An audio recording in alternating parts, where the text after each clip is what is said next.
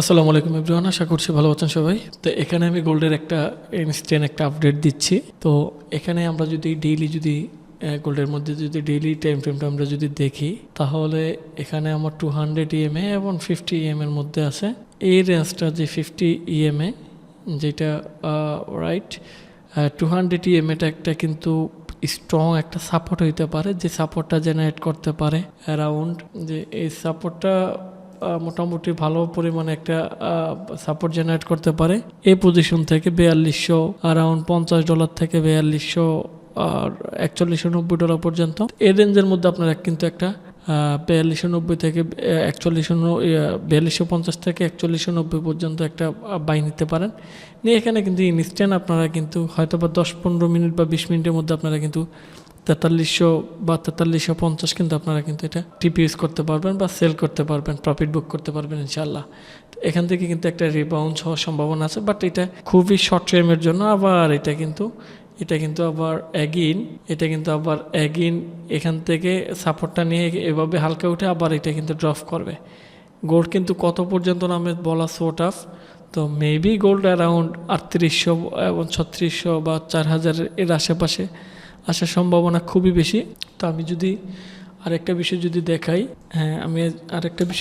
এখানে দেখেন, আমি যদি দেখাই, এখানে অনেকগুলা থাকবে।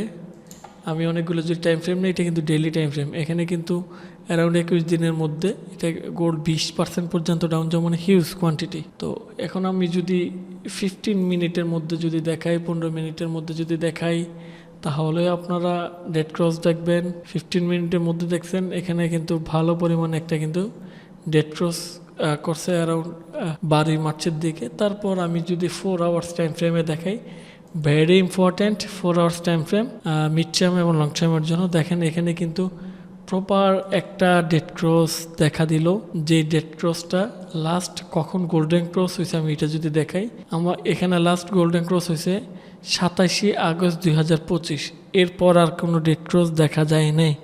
অ্যারাউন্ড 7-8 মাস 6-7 মাস ধরে কোনো ডেড ক্রস দেখা যায় না এখানে। তো এটা কিন্তু একটা বেয়ারিশ একটা সাইন গোল্ডের মধ্যে। তো দেখা যাক কি হয়, কিন্তু এখান থেকে একটা কিন্তু সাপোর্ট নেওয়ার খুবই সম্ভাবনা আছে। যুদ্ধ পরিস্থিতি যদি ঠান্ডা যদি না হয়, তাহলে এই সাপোর্টটাও কিন্তু ভেঙে যাবে। 200 ইএমএ যেটা মুভিং অ্যাভারেজ যেটা আছে, এটাও কিন্তু ভেঙে যাওয়ার খুবই হাইলি পসিবিলিটিস আছে।